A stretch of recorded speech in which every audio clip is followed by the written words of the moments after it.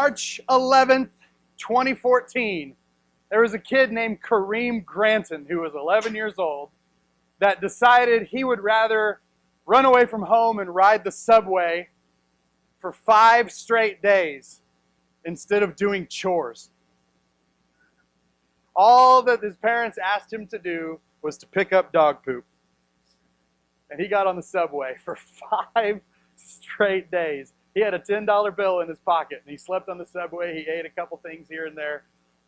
Mom and Dad were freaking out, trying to find him, obviously, because he was just gone. He's from Brooklyn, so it's a big place to hide on the subway. 5 days just because he didn't want to do chores, which makes me obviously think, what's the dumbest thing you've ever done? Anybody want to throw one out there? This isn't going to be like, oh, great, here's a teaching point. I have a stupider one. So if you got a dumb one, tell me now. What's the dumbest thing you've ever done? Yeah. You put your hands under the treadmill? Yeah. That's awesome. What do you got?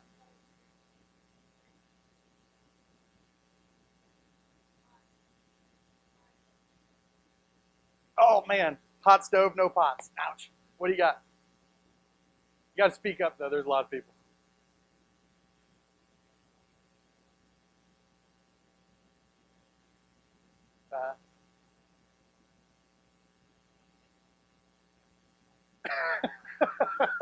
You got your arm stuck to the teacher's desk? That's awesome. Yeah.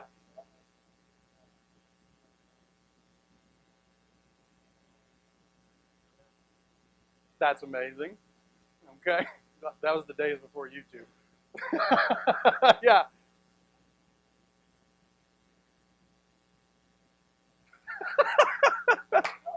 This must be cold by now. Yeah.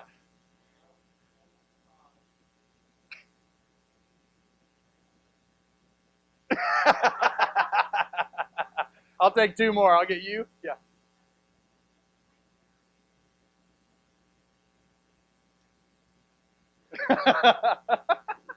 One more. Yeah. With an 8-iron. If it was a putter, it'd be fine. But you hit her with an 8-iron. That's awesome. You're a lucky club. Well, we all do dumb things, right? And the dumbest thing I ever did, we went to Chicago on vacation. Me and April, and Kinsley was a baby. April had always wanted to see the Sears Tower. So out of our hotel, we see this huge black skyscraper. I said, great, we're right next to it. We walk over there, pay the $30 or whatever, go to the top. And I look out the window, and there across the city is a much taller black skyscraper. That was the actual Sears Tower. We were in the John Hancock Observatory. And I knew that because I saw the sign, but I thought, well, maybe John Hancock sponsored the observatory level. Like Minute Maid Park, it's not where they make orange juice, it's where they play baseball. So I thought, oh, okay, well, we're there. John Hancock, everything's sponsored. But we get up there, and I see the Sears Tower, and I said, you know what? Get in the stroller. We're going down. So we went all the way down. We walked 15 blocks across the city, paid another $30 to go to the top of that one, and kind of shook our fist at the John Hancock Observatory. But we do dumb things because we are people and we are not smart. Okay?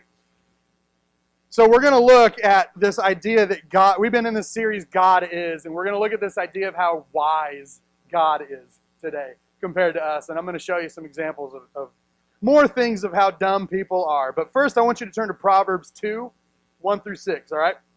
Proverbs 2, 1 through 6. If you don't have a Bible, get one or get near somebody that has one. Proverbs 2, 1 through 6. We're going to be all over the place today, so you're going to need one.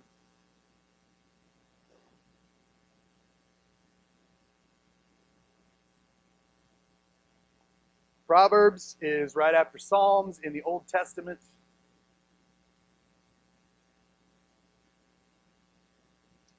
When you get there, stand up, just so I know we're there. Proverbs 2, 1 through 6.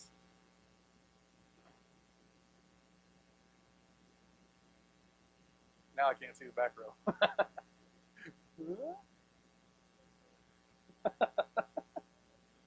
Yeah. Everyone kneel like you're in a girl's photo.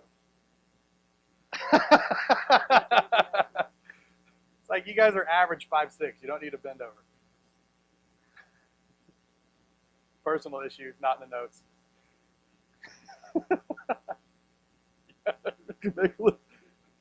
Mention girl's photo here. No. All right, Proverbs 2, 1 through 6. Here we go. This is close enough. Follow along as I read. My son, if you accept my words and store up my commands within you, turning your ear to wisdom and applying your heart to understanding. Indeed, if you call out for insight and cry aloud for understanding, and if you look for it as for silver and search for it as for hidden treasure, then you will understand the fear of the Lord and find the knowledge of God.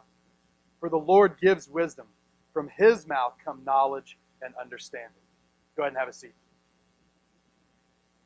So why am I telling you this? Well, the point today is this. Go to the source. You're going to hear me say that a lot. And if you tune out easily or you just need to doodle, that's fine. This is what we're talking about. When God is wise, we're going to go to the source. All right, so let's pray, and then we'll unpack some of this. Daddy, we love you, and we thank you that you're wise. We thank you for your word that doesn't just leave us to try to figure out how to do life on our own, but you tell us. You tell us not only how to live, but also where to go for wisdom. So I pray today that you would help us discover that. In your name, amen. All right, so the first thing that I want you guys to know is, like, when we talk about where we go for wisdom, it is very, very easy for us to find information, okay? Information is everywhere. I mean, there's like 4 billion internet searches every day. If you don't know how to do something, you Google it. If you don't, like for me, I use YouTube a lot for like home repair. Because I don't know, I'm not an electrician, and I don't want to die. So I go to this old house, I'm like, oh, that's what you do to not kill yourself. Great. But that's what we do is just, I mean, we do that with everything. We trust Wikipedia for some reason as a source for things, even though that's like user-generated content. All right? But everything is Googleable.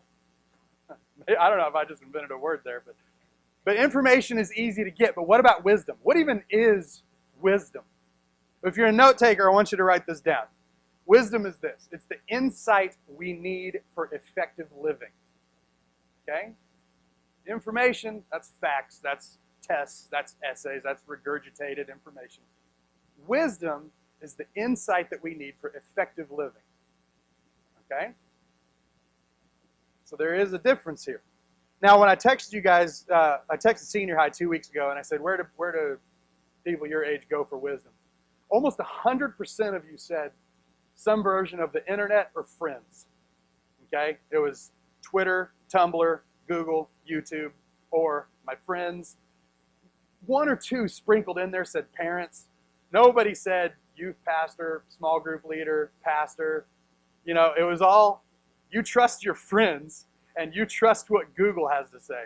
I mean, you've seen those like suggested searches. It's like, what happens if, and then it gives you like 5 suggestions. Who's searching for like, what happens if a dinosaur mates with a unicorn? Like, who searches for that? Yeah, somebody does, obviously. They're probably in this room. All right, but most of you, when I said, where do you go for wisdom? Most of you said the internet or some version of friends. But I want you to remember that if we want wisdom, we go to the source. So go to 1 Kings 4:29, and then we'll go back to Proverbs 2:6. 1 Kings 4:29. You don't got to stand up this time, but this is great, because this is essentially where Proverbs began. Okay, in 1 Kings 4:29, it says this. I still hear pages flipping, so I'm not going to read it just yet. That doesn't mean stop and pretend.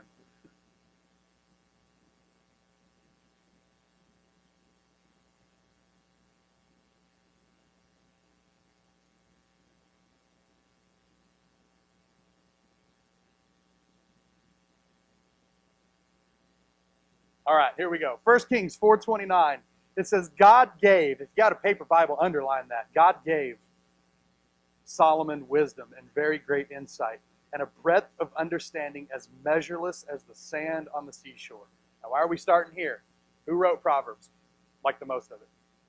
Solomon, right? So this is where it starts. God gave Solomon the wisdom that he then dispenses to us in the book of Proverbs. And then what does he say in Proverbs 2:6? He says, for the Lord gives wisdom, from his mouth come knowledge and understanding.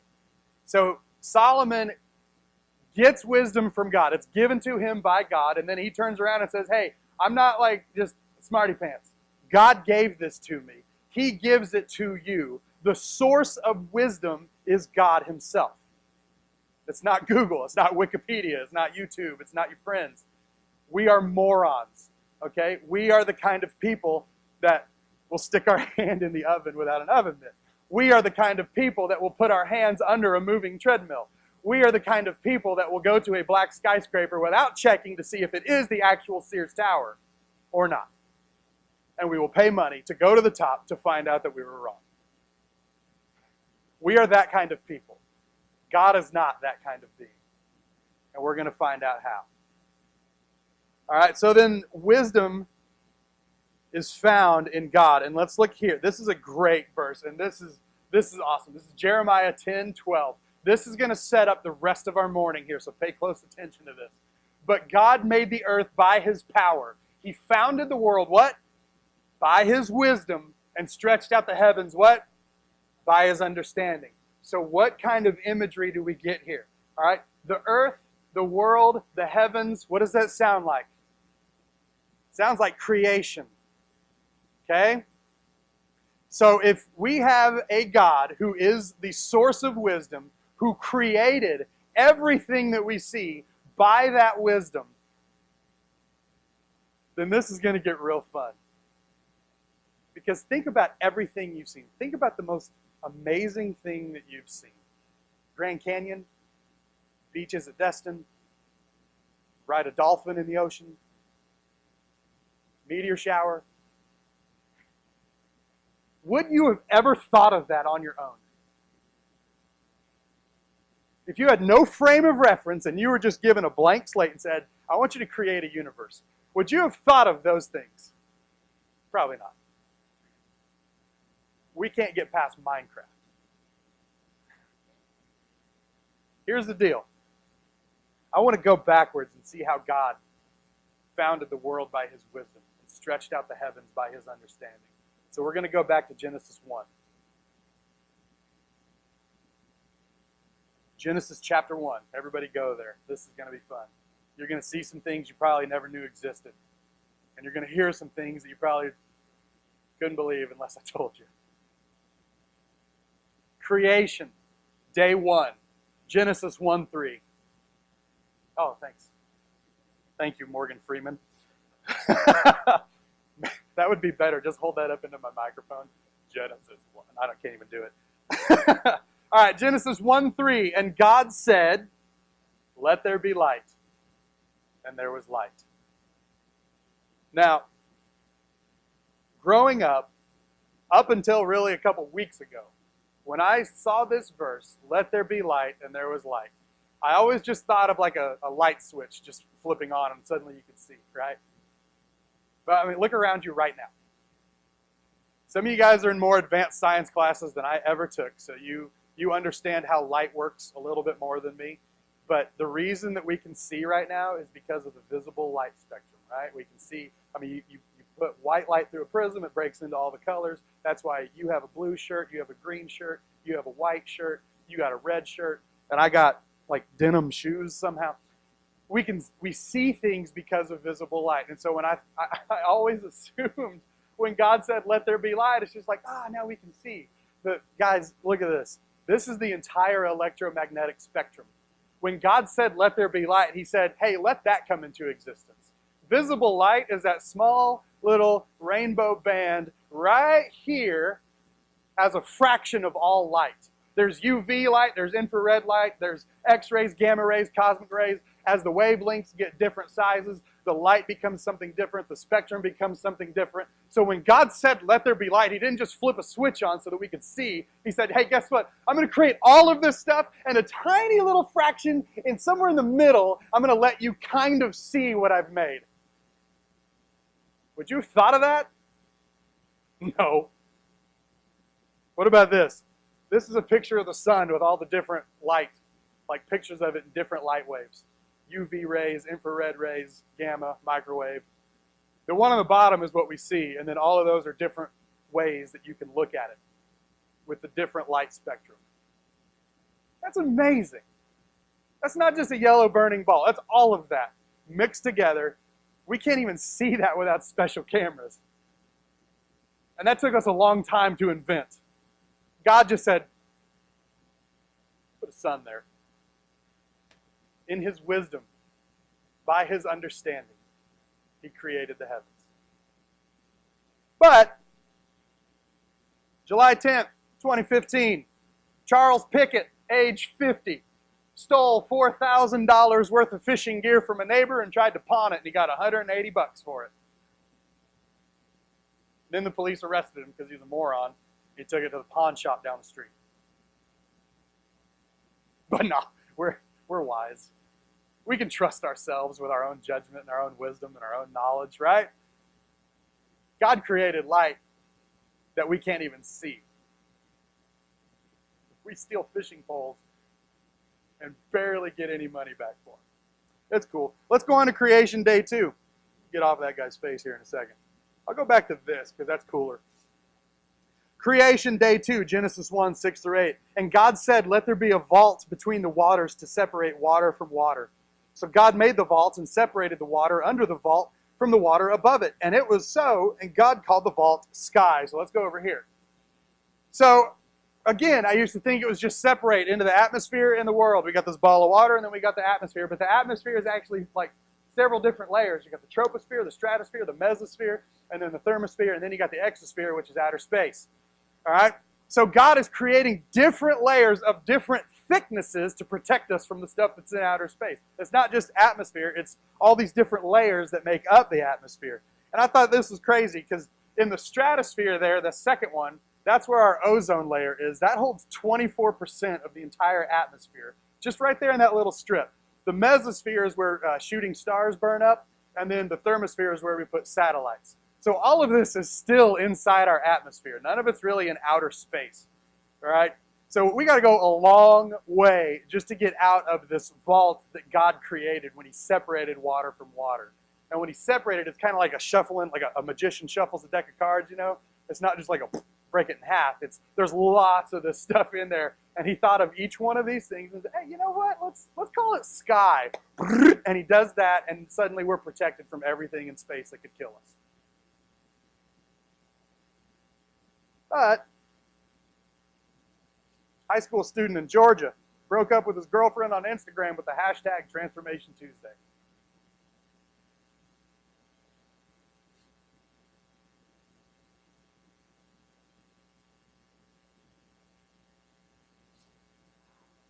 Just let it sink in. Just let it sink in. How wise God is and how creative we think we are. Creation, day 3. Genesis 1, 9 through 11. And God said, let the water under the sky be gathered to one place, and let the dry ground appear. And it was so. Then God said, let the land produce vegetation, seed-bearing plants and trees on the land that bear fruit with seed in it, according to their various kinds. Just look at this.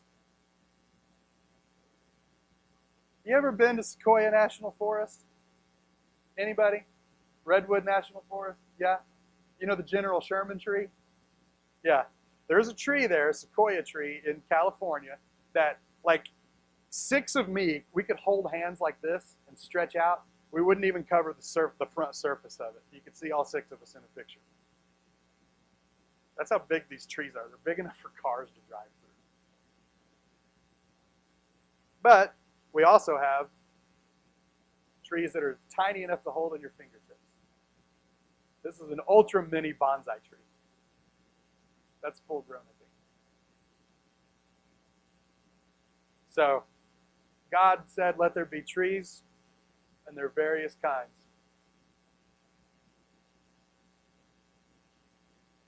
That one a car can drive through, that one would fit on the dash of a car. But it wasn't just trees, it was also plants. I mean, Venus flytraps. Would you have ever thought of that? A carnivorous plant that opens up, and when something tickles it, it closes, and then it slowly digests whatever is in there? That's just one of many things that are like that. There are several kinds of flowers that in the desert that smell like rotting meat in order to attract things to pollinate it, to keep it alive. Would you have thought of that?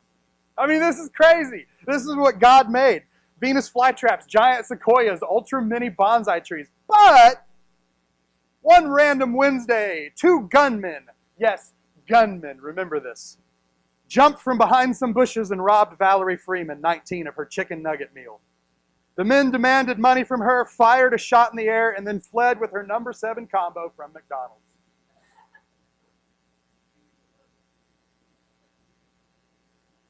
Robbed of chicken nuggets at gunpoint.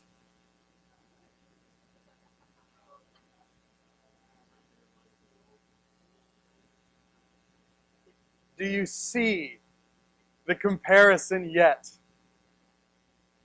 God, who said, you know what? I separated water. Now what I'm going to do is I'm going to just make land.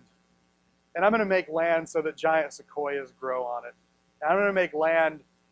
And by the way, those only grow in that spot in California. It's the perfect conditions for it. I'm going to make a spot where ultra mini bonsai trees can grow. I'm going to make a spot where carnivorous plants grow. Yeah, we'll just make it look like it has teeth. Why not? Or, we could jump from behind bushes and rob a girl of her chicken nuggets with guns. Whatever. Creation day 4. Let's keep going because it gets better. Creation day 4, Genesis 1, 14 through 15. And God said, let there be lights in the vault of the sky to separate the day from the night, and let them serve as signs to mark sacred times and days and years, and let them be lights in the vault of the sky to give light on the earth. And it was so. So now we have something that's 239,000 miles away that controls how big our beaches are. That twice a day, almost everywhere. In Alaska, it was 4 times a day. The tide came in and came out and came in and came out. Because of that. He just said, you know what? I'm going to put it right here so that the earth doesn't flood every day. Because if I put it right here, it will. But I'll just put it right here. I mean, is that blowing your mind? When you actually stop to consider this stuff that God made by his wisdom. He founded the earth. By his understanding, he stretched forth the heavens. And we also got this. We got the sun. 93 million miles away. It can be just hot enough to keep us from freezing and just cool enough to keep us from burning up. Even though we live in a heat dome, and it is miserable. Yeah. Yes, it's amazing. And if you go look through it with all the different lenses, oh my gosh, it's awesome. Woo! Yeah, I get excited. I'm kind of a creation geek, but 93 million miles away. It's unreal how far away this thing is, and it keeps us alive. But May 9th, 2014 on Craigslist. I'm looking for someone to run my friend and I over with their car. We don't want to die. We just want to be injured enough to get out of taking finals. Please do not kill.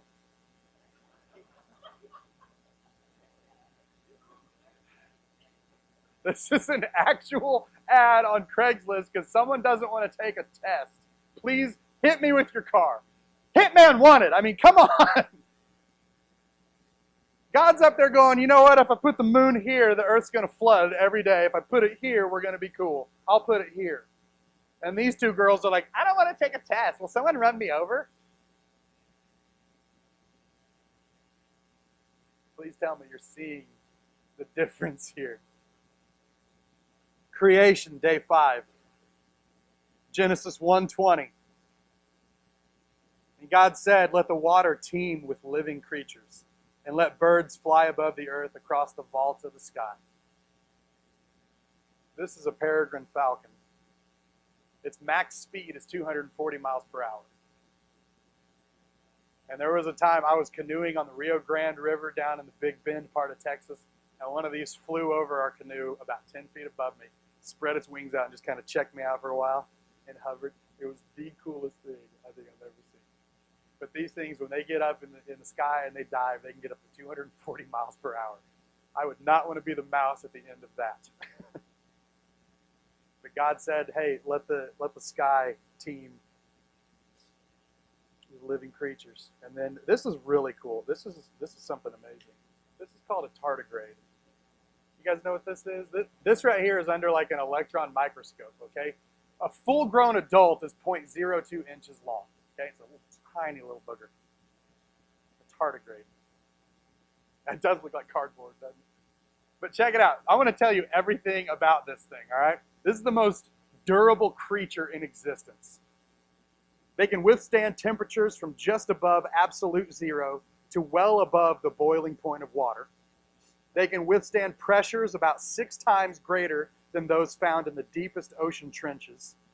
They can withstand ionizing radiation at doses hundreds of times higher than the lethal dose for a human. And they can survive in outer space.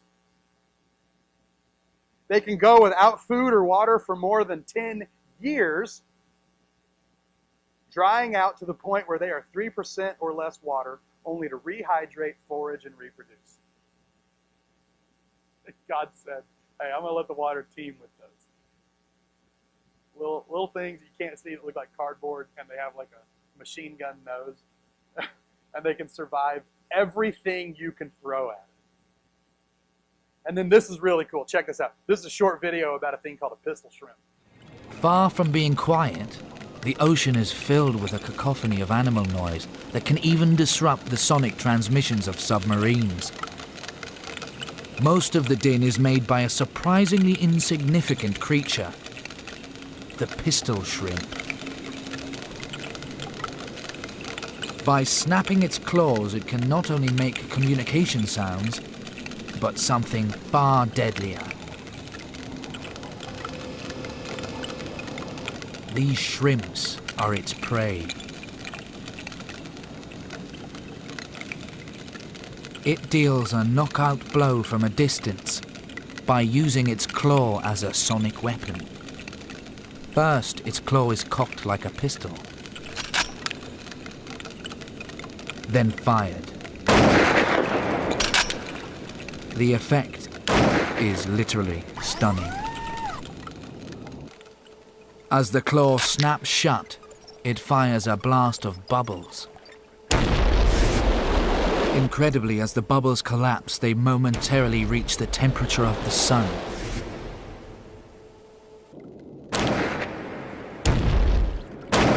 This implosion causes a shock wave that stuns.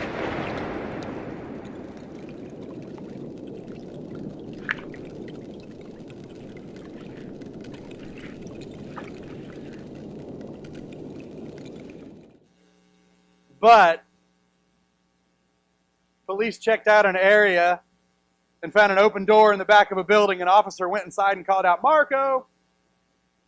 And police found the suspect after he responded, "Polo."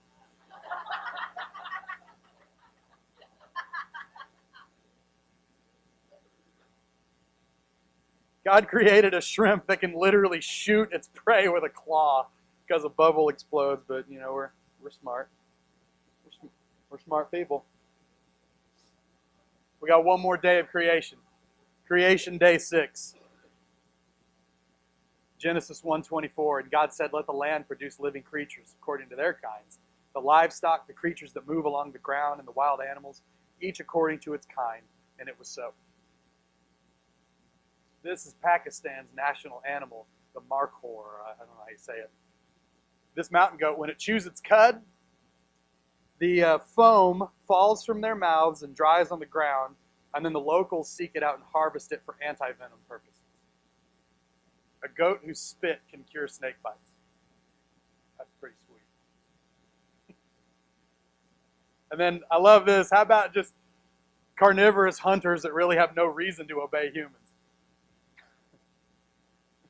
But they do.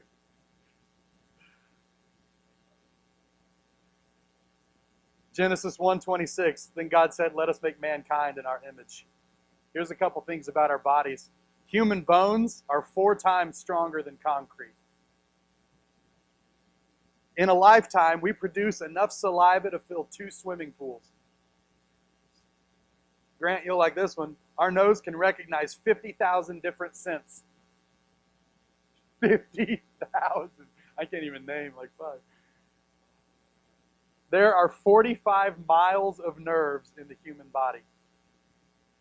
When I was in Ketchikan, I think it was Ketchikan in Alaska, there's only 40 miles of roads in the whole island. There's more miles of nerves in our body than roads on Alaska's cities. Our hearts pump 2,000 gallons of blood each day. The surface area of lungs is roughly 750 square feet. So if you take your lungs out and spread them out, it's about the size of the den. Maybe a little bigger. Oh, and happy birthday, we get a new skeleton every 10 years. Just from the regeneration of the cells and the bones. Every 10 years you got a brand new skeleton. But April 13th, 2014, teenager tattoos his McDonald's receipt on his arm. He goes back a week later and he tattoos the receipt of the tattoo on his other arm.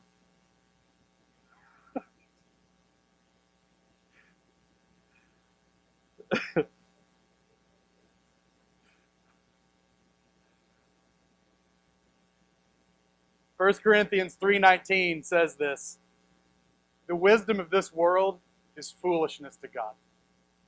And I hope you see why now. We're not that smart, guys. It was by God's wisdom that He created things like armadillos and pterodactyls and thermodynamics. I mean, would you have thought of that? Would you have thought of things like that? Would you have thought of monkeys? Would you have thought of meteors or comets? Or would you have thought of a pistol shrimp that just has one big arm and it can shoot things in the water? Would you have thought of it? Would you have thought of an anglerfish that has a little thing on the end that lights up in the ocean trench so it can eat things? I mean, come on. We come up with some pretty awesome comments, though, for what other people post online, right? See, we live in an age of information. I told you over 4 billion online searches are made every day. But are we any wiser as a result of that? Or how do we use that knowledge that we find with wisdom? We go to the source, right? We cannot rely on what we find online. We cannot rely on, really, the people around us because we are prone to be imbeciles. We tattoo McDonald's receipts on our arms for all of the rest of our life when God is like, I made a pistol shrimp. We get arrested because a cop says Marco and we say Polo. When God said, you know what, I'm gonna make an atmosphere with several layers to protect you from radiation from outer space. To be wise, go to the source. God is the source of wisdom, and the Bible shows us that by trusting Him, we become wise. So, back to Proverbs. Accept God's words. Store up His commands within you. Turn your ear to wisdom. Apply your heart to understanding. Call out for insight. Cry aloud. Look for it as for silver. Search for it as for hidden treasure. Don't just Google it. Be disciple. Find wisdom. Go to the source. Pray.